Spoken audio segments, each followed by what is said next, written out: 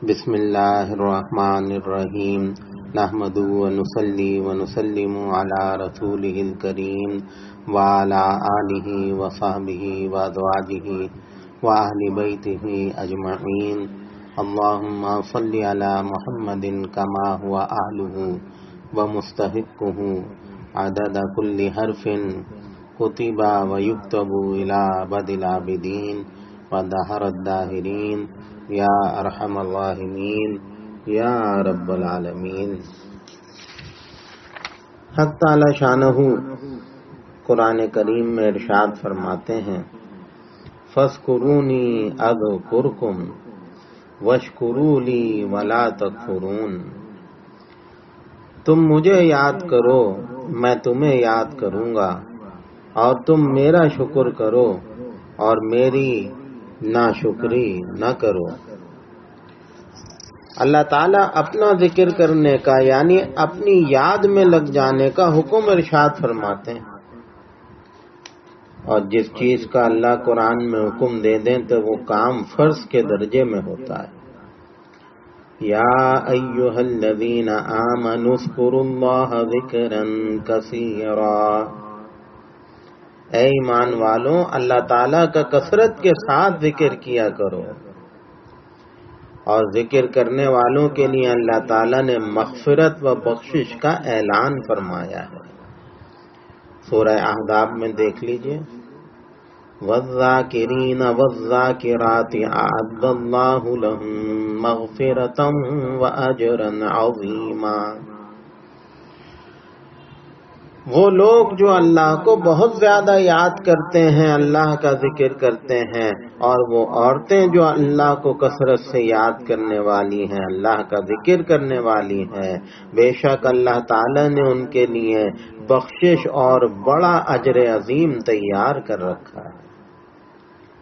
تو یہی وجہ ہے کہ رسول اللہ صلی اللہ تعالی علیہ وسلم اپنے تمام اوقات میں اللہ کا ذکر ہی کرتے رہتے تھے۔ اللہ تعالی نے ذکر کو ہی مومن کے دلوں کا اطمینان اور سکون قرار دیا ہے۔ رسول اللہ صلی اللہ تعالی علیہ وسلم نے ذکر کرنے والے اور ذکر نہ کرنے والے کی مثال زندہ اور مردہ انسان کے ساتھ دی ہے۔ اور ذکر کرنے والوں کی بخشش تو ہوتی ہی ہے، لیکن جو لوگ ان لوگوں کے ساتھ اٹھتے ہیں بیٹھتے ہیں، ذاکرین اور ذکر کی محفلیں سجانے والوں کے ساتھ تعلق رکھتے ہیں، ان کی صحبت میں بیٹھتے ہیں، اللہ تعالیٰ ان سے بھی خوش ہوتے ہیں، اللہ تعالیٰ ان سے بھی راضی ہوتے ہیں۔ حضور اقدس صلی اللہ تعالی علیہ وسلم نے ارشاد فرمایا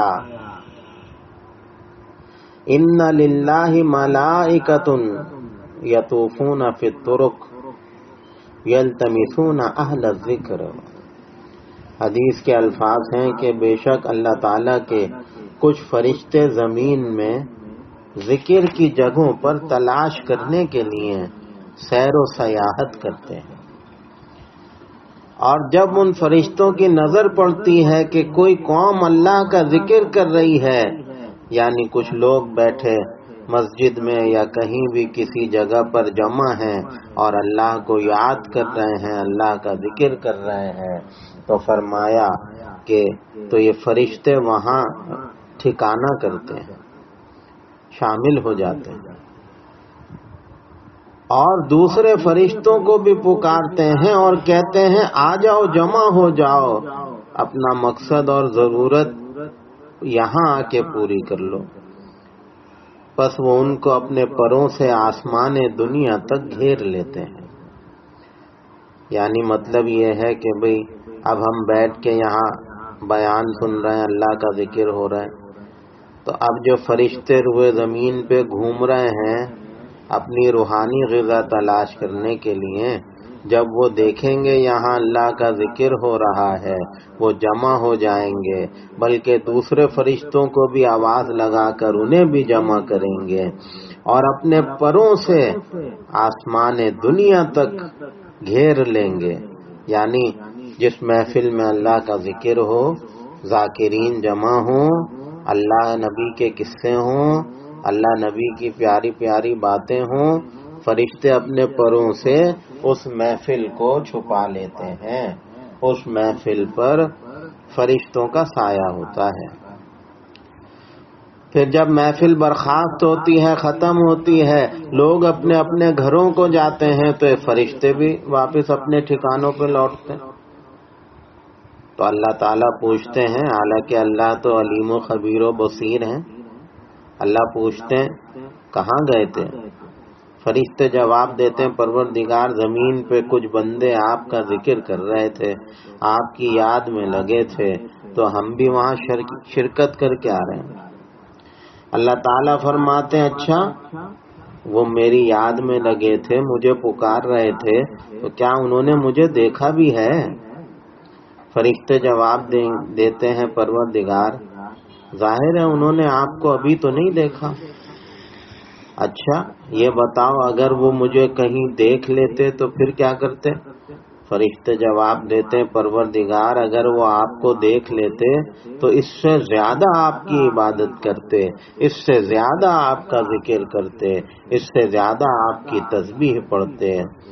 اللہ تعالیٰ پھر پوچھتے ہیں، اچھا یہ بتاؤ کہ انہوں نے مجھ سے کچھ مانگا بھی، مجھ سے کچھ سوال بھی کیا؟ وہ کہتے ہیں، پروردگار وہ بندے آپ سے جنت کے طالب تھے، آپ سے جنت طلب کر رہے تھے۔ اللہ تعالیٰ پوچھتے ہیں، اچھا یہ بتاؤ انہوں نے جنت دیکھی بھی ہے؟ فرشتے کہتے ہیں، پروردگار آپ کے عزت و جلال کی قسم، جنت تو انہوں نے نہیں دیکھی، ہاں اگر وہ کہیں دیکھ لیتے آپ کی جنت تو اس سے زیادہ وہ آپ کی عبادت کرتے، اس سے زیادہ وہ آپ کی یاد میں لگ جاتے۔ پھر اللہ پوچھتے ہیں، اچھا یہ بتاؤ سوال تو انہوں نے ہم سے جنت کا کیا، اچھا کسی چیز سے پناہ بھی مانگی؟ فرشتے کہتے ہیں، پروردگار وہ جہنم سے پناہ مانگ رہے تھے۔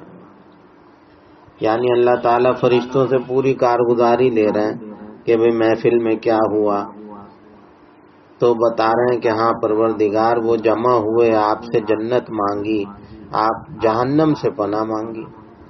اللہ تعالیٰ پوچھتے ہیں، بتاؤ وہ جہنم سے پناہ مانگ رہے تھے، کیا انہوں نے وہ جہنم دیکھی بھی ہے؟ فرشتے جواب دیتے ہیں، پروردگار جہنم دیکھی تو نہیں ہے۔ اچھا اگر دیکھ لیتے تو پھر کیا ان کا حال ہوتا؟ فرشتے کہتے ہیں، پروردگار پھر تو یقیناً جو ہے وہ اس سے زیادہ آپ کی یاد میں لگ جاتے، اگر کہیں جہنم پہ نگاہ پڑ جاتی ان بندوں کی تو وہ آپ کی یاد اس سے زیادہ کرتے۔ اللہ تعالیٰ فرماتے ہیں، اچھا یہ تفصیل تو میں نے سن لی، اب تم بھی ہمارا فیصلہ سن لو۔ میں تم سب کو گواہ بنا کے کہتا ہوں، جو جو فرشتہ اس محفل میں گیا اس نے شرکت کی، میں تم سب کو گواہ بنا کے کہتا ہوں، اس محفل میں جتنے بھی حاضرین بیٹھے تھے میں نے ان سب کو بخش دیا اور معاف کر دیا۔ بھئی یہ ہے ذکر میں آنے کا، اللہ کے ذکر کی محفلیں سجانے کا، اس میں آ کے بیٹھنا، وقت دینا، اخلاص کے ساتھ شرکت، کتنا پیارا انعام ہے۔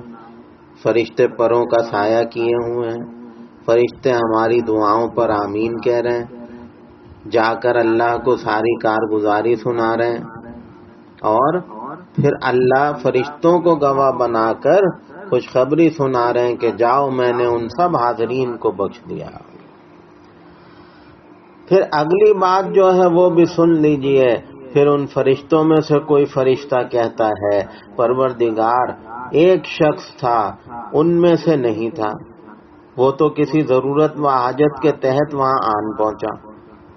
یعنی فرشتہ یہ کہتا ہے، پروردگار ایک شخص ایسا بھی تھا جس کی نیت نہیں تھی کہ میں محفل ذکر ہو رہی ہے، اللہ کا ذکر ہو رہا ہے، میں وہاں جا کے بیٹھوں، بس اتفاقاً کسی کام سے وہاں گزر ہو گیا اس کا، تو وہ تھوڑی دیر اس نے کہا چلو میں بھی بیٹھ جاؤں۔ बस सुन लीजिए अल्लाह का जवाब। अल्लाह ताला फरिश्तों से फरमाते हैं, ये जिक्र करने वाले, ये जिक्र की महफिलें सजाने वाले ऐसे मेरे जानशीन हैं कि बस इन असहाबे मजलिस के साथ जो भी बैठ गया वो कभी बदबख्त और बदनसीब और महरूम नहीं रह सकता। वो चाहे किसी भी नियत से आके बैठा हो, बस मेरे नेक बंदों की सोबत में बैठ गया, हमने उसको भी बख्श दिया और माफ कर दिया। बस मेरे भाइयों, मेरे दोस्तों, ये असल में जिक्र करने वालों की फजीलत है कि जो लोग भी इनके साथ आके जुड़ते हैं, बैठते हैं, वो भी अल्लाह को महबूब हो जाते हैं और अल्लाह ताला उन पे भी नजर करम फरमाते हैं। तो भाई घरों में भी जिक्र की महफिलें हों और मस्जिदों में भी अल्लाह का जिक्र हो, मदारिस में भी कसरत के साथ जिक्र का एहतमाम किया जाए, दुरूद शरीफ हो, इस्तग़फ़ार हो और तीसरा कलमा हो या पहला कलमा हो, ये जिक्र अस्कार सब अपनी जगह अहम है। कुरान करीम की तिलावत भी, ये भी अल्लाह के जिक्र में शामिल है। तो इन सब चीज़ों का एहतमाम किया जाए। यकीनन फरिश्ते जिक्र करने वालों को ढूंढते हैं।